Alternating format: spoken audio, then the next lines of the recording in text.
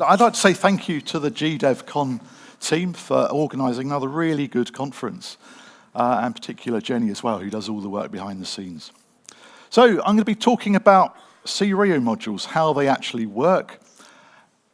I base this on my experience of developing cRIO modules, and for that you can buy a module development kit from NI, and some of that is subject to an NDA. So there's one or two little bits that I won't mention, but there's nothing in there that's, there's nothing essential that I will not be telling you.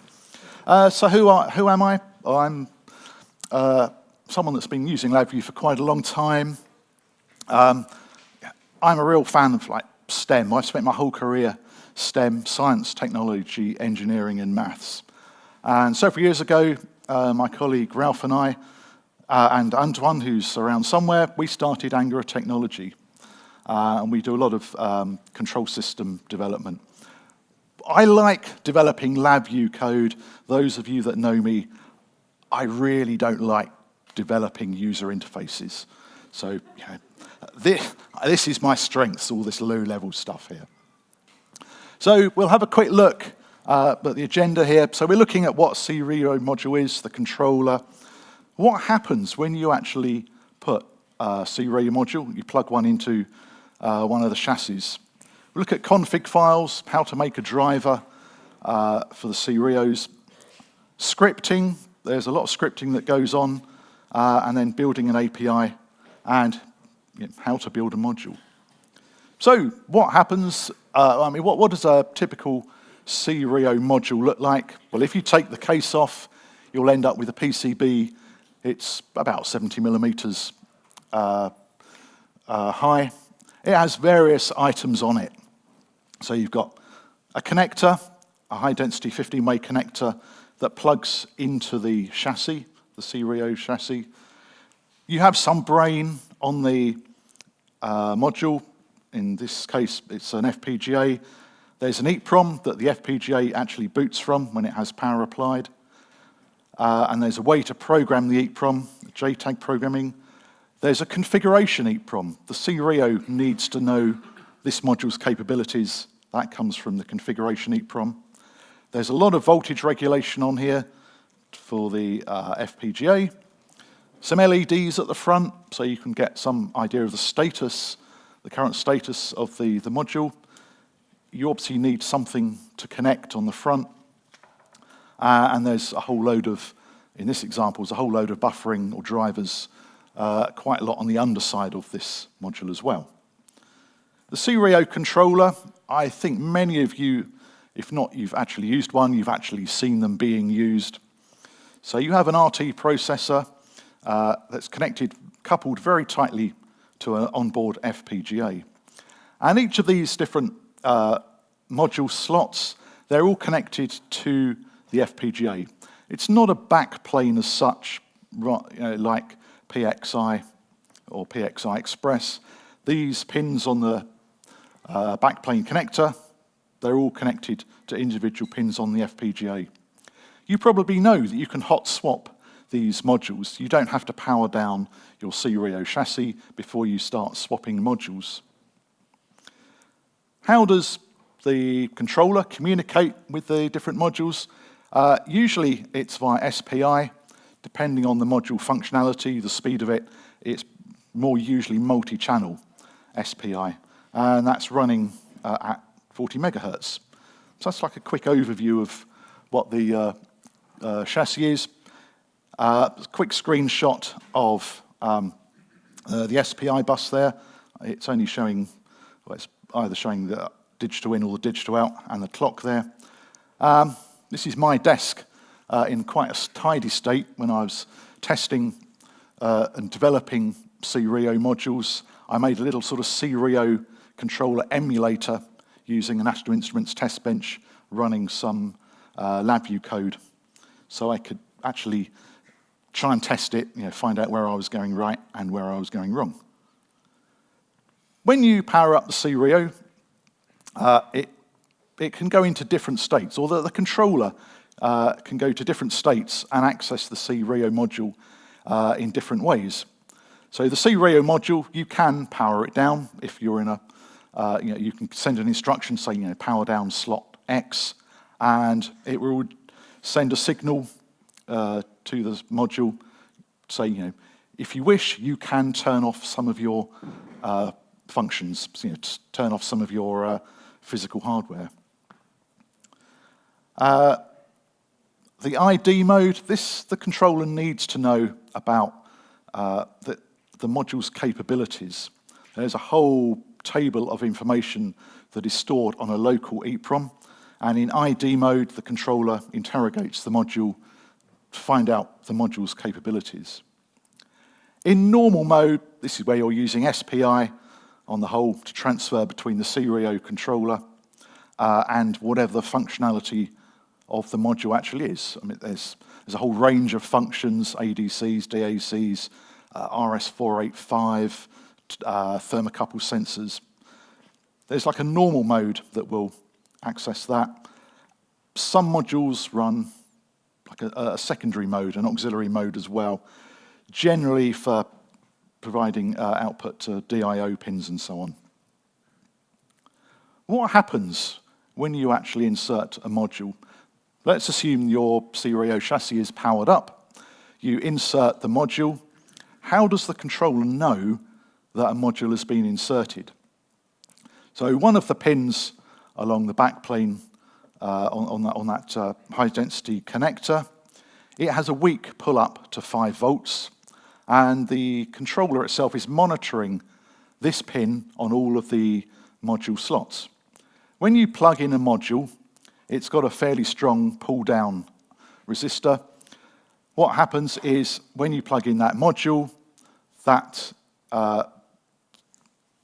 pin on the right there, marked cRIO FPGA, that detects now it's being pulled down low. So it knows that a module has been inserted. So that's how it detects what the module is, what a module has been inserted. It then needs to know what module has actually been inserted. So it reads the configuration EEPROM. So it has what's called a start sentinel. It is a 16-bit word, and that's got to match. That's got to be a predefined value. You then have like an ID block. So you have the module ID. So you have it's like a 16-bit reference for this module. A vendor ID, so a company ID. These are assigned by NI, so they're all unique. You can have a serial number, the size of the EEPROM that's involved, and so on. And this module ID, this is used to then look at some information that is stored in the drivers to actually then get more information about this module. But there's a whole, there's more configuration data that's stored in this file. If you can't, or if this EEPROM is not returning the correct data, your CRC is incorrect, or something is just not right, it starts again. It will say, right, let's start rereading the EEPROM. And it will carry on doing that ad infinitum until you either power down or take the module out. There are various configuration files. So based on the module ID, there are configuration files that LabVIEW or the controller, when it finds a new module, it needs to know what it can actually do. So there's some configuration files. Now some of these are subject to the NDA. The important bits, though, you can actually read most of them on your PC. They're XML files. Some of them are really quite long, several thousand lines, and it basically tells the the controller can then know, say, the exact capabilities for all of the property nodes, invoke nodes, how to actually compile VHDL code, well, how to compile LabVIEW FPGA code into VHDL, and then program the FPGA such that it can then talk to the respective modules. So there are files like this for all of the different modules. When I've made modules, I have to create my own files. So once you've built your hardware, I'm not going to go into the electronics side, but concentrating more on the LabVIEW side. How does that work? Well, once you've created all your config files, you put all the relevant data in for I/O channels and so on. There is a utility provided with the module development kit. It will check all of the files that you've created, check the integrity of them, make sure the format is exactly right, and then it creates a control, a LabVIEW CTL for you called I/O references, and this is used at a very low level to tell the cRIO's FPGA how to actually talk to the module in the different modes, like ID mode, so read the EEPROM, or the normal mode, where you're getting data to or from connections on the front panel, and whatever functions, ADCs, whatever it might be, how does it actually access that? So once you've created your I/O references control, you need to start a LabVIEW project. This is where you're going to then develop the code, the VHDL code, or the LabVIEW FPGA code that will actually be compiled and run on the controller's FPGA. So you add in the module. You can see that at the very bottom of the project there. And once you add that to the project, the configuration XML file knows all the capabilities and all the I/O pins that you can actually add to the modules folder there. So you could, as an example on this one, there are various ones that come by default, debug interface, timing interface, and so on. There are custom ones that you can create, so for the DIO there, all the DIO pins, and there's a few extra ones that I've had to create. So I explicitly create EEPROM data, EEPROM address, so I can read information from the EEPROM as well, not just rely on the controller to do it, but actually do it from the LabVIEW code. And the way this particular module works, there are a whole load of onboard registers used to set up the functionality of this module. You then start creating VIs. So you have a VI. You can see this I/O references on the left there. There are various references there that you actually use to talk to the module. Now, those of you that do FPGA, LabVIEW FPGA programming, it probably looks fairly familiar. You've got these property nodes here, invoke nodes on here. So you can do things like write to a channel, read from a channel, and so on. So there's quite a lot of code that you have to write yourself to be able to access all the functionality on your own module.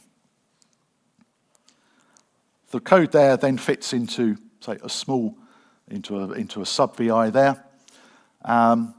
In this example, I want to be able to read the vendor ID from the module in LabVIEW. So I have so in the actual LabVIEW, in the LabVIEW code itself, I can have a property node that says get vendor ID. And that then calls this sub-VI here. There's a particular address in the EEPROM where you would find the vendor ID. It reads it using this code on the left and then returns it for you. There is a little bit more you have to do. You have to use an occurrence, which I must admit I don't use in LabVIEW very often at all, or any time at all. It's a way of sort of putting your hand up to say, yes, I've done something, I've completed something. And there is some more VIs that are written as part of the module development kit provided by NI that then use this occurrence to say, okay, access to this particular part of the module has now completed and we can move on. So you have to write a whole load of VIs containing the FPGA code. You then change your project to release mode. This then effectively creates like a driver that you can then use at the user level. So this is where your regular LabVIEW developer would come along, say, I want to use this module. Here are its capabilities. So it exports all of this data, and it puts a password on everything. So it all becomes very secret. You can't see exactly what's going on. But now when you add the module to the project, once it's in release mode, you can, part of the config files, it defines how you display this data in the project there. And then I start just using these property nodes, the invoke nodes that I've created. I can now start using my module, programming the module, and I create regular LabVIEW code, and I would compile it along with all the other modules, all the other processing I might do on the FPGA. So you're creating a driver so that it makes it as easy as possible for some user to actually come along and start their development. So for instance, down the bottom there, we've got this vendor ID.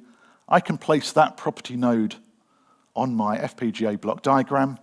I can tell it which module slot it's in, or the module name, and it returns there a vendor ID.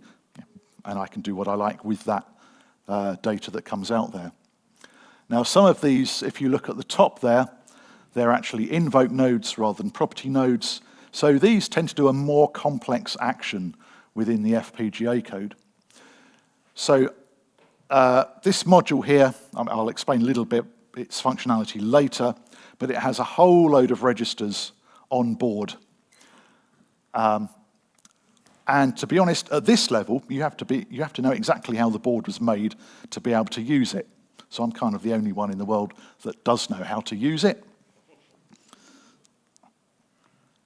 And I will go through how all of this, how to actually script everything.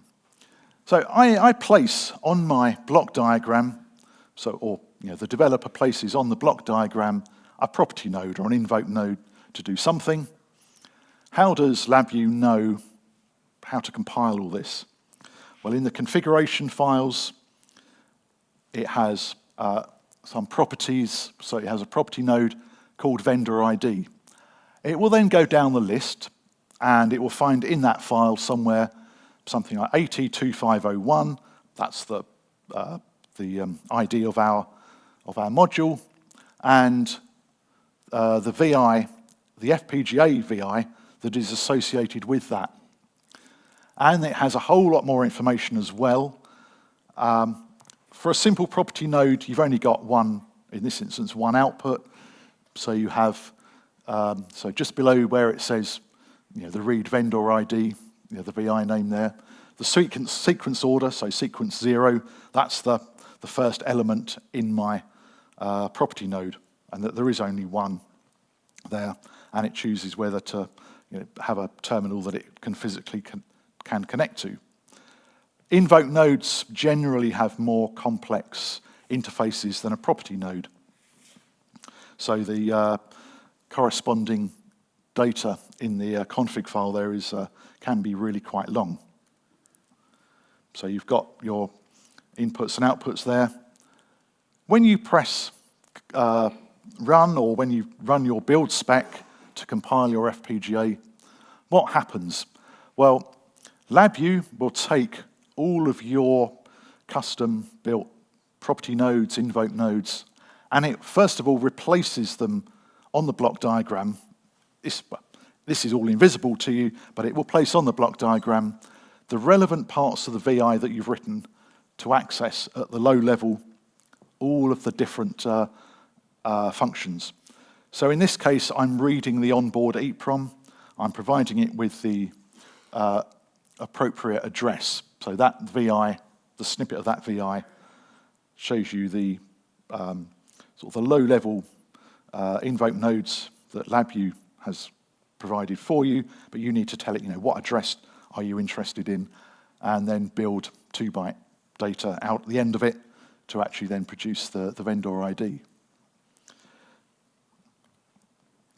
Now, most, I think, if not all, of the cRIO modules, all of this code is actually pre-compiled, probably into libraries for for all the different modules.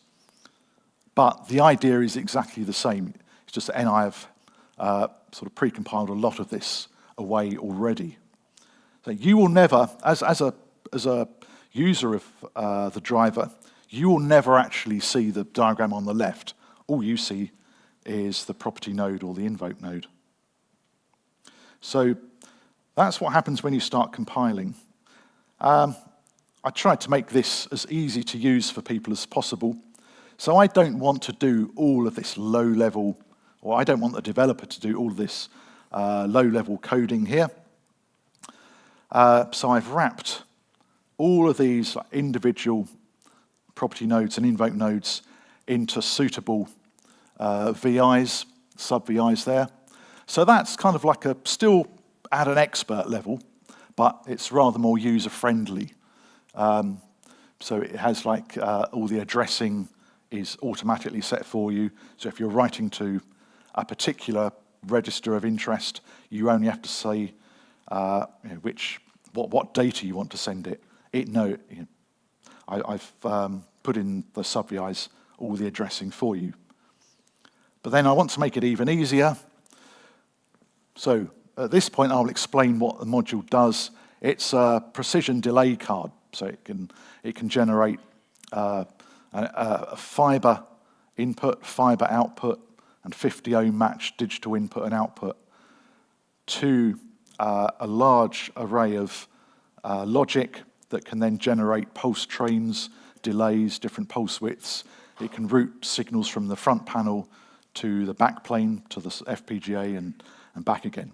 So it's a really generic sort of logic block, but with the added bonus of it's got fiber input and output as well. And to configure a counter, we call them PGUs, pulse gate units. We just have one cluster of information that you can send to it, and this you can put on the FPGA. So the idea is it's as easy as possible to actually use it. Why would you ever want to build your own cRIO? Well, it may be that NI or some other companies have not provided a function that you are particularly interested in. You may think you can build them more cheaply. You may think cRIO modules are expensive. Yeah, they are, but you're never going to make them cheaper. Or if you just really need an intellectual challenge to actually create a module. I've created PCI cards in the past. It's hard. They're both hard in different ways to do.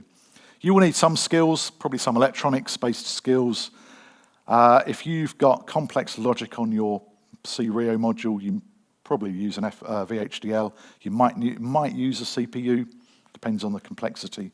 You have to do a bit of mechanical design as well. You can buy all the module hardware, that's the sort of the metalwork that the modules are built into. The front panel machining, these modules covers are so thin, it's actually really difficult to drill holes in them. If you are interested, I can provide you with a supplier in the UK that will do that for you. You also need to get them printed nicely, and you may, unless they're there for your own use, you need to get them certified. It used to be just CE certification. If you're in the UK, there's an extra hurdle of UK CA certification, which is it's exactly the same standard as the CE, but you just have paperwork is slightly different, but it's the same thing. And here is one of the modules that we actually built. So if you're interested in this, you can come and see me here.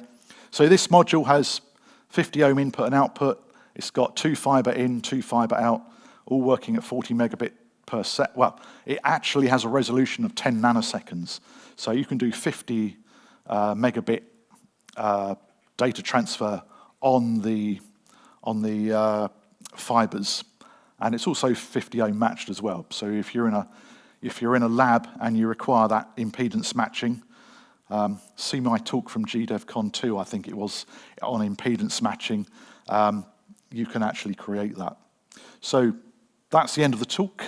Thank you very much. And are there any questions?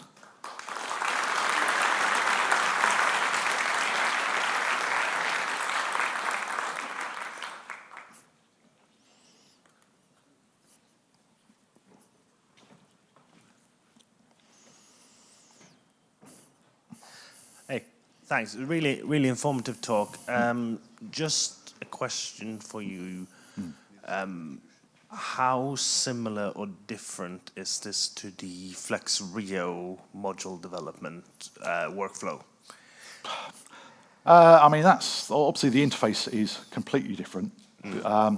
So when you say it's like from the cRIO to the front panel module, yeah. So the FPGA, I think it has 128 LVDS, low voltage differential signaling. I've not seen the cRIO module toolkit. If it's anything like the one for the cRIO, it's probably underdocumented, and the examples are, it takes a lot of thought to actually translate from the examples to creating a real piece of code. But again, it's you end up with, you create your own clip, the component level IP on the front end part of the FPGA that talks to the your I/O module.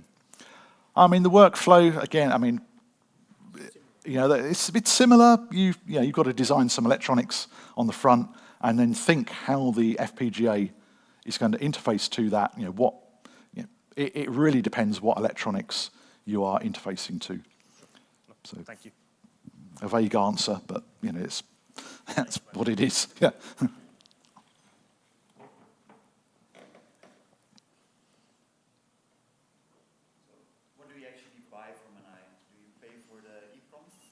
No, literally the only thing you buy is the metalwork and the documentation and some of the IP.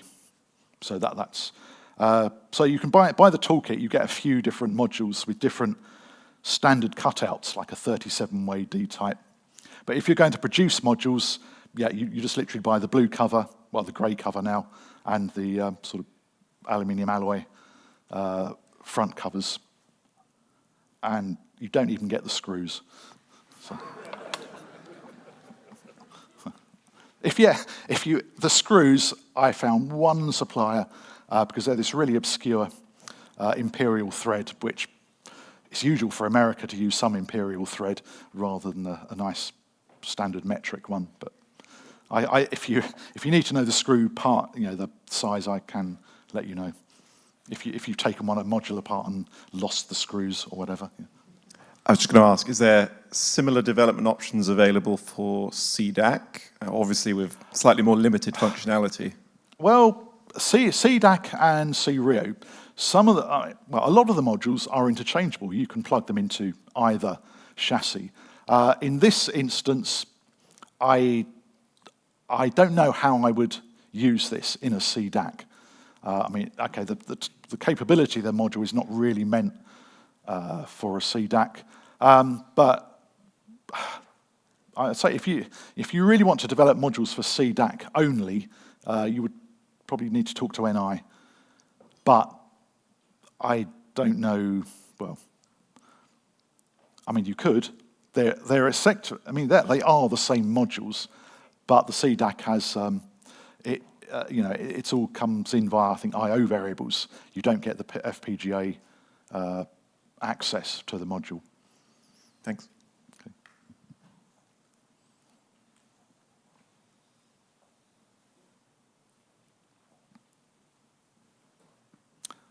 Thanks, Gary. Okay, thank you very much.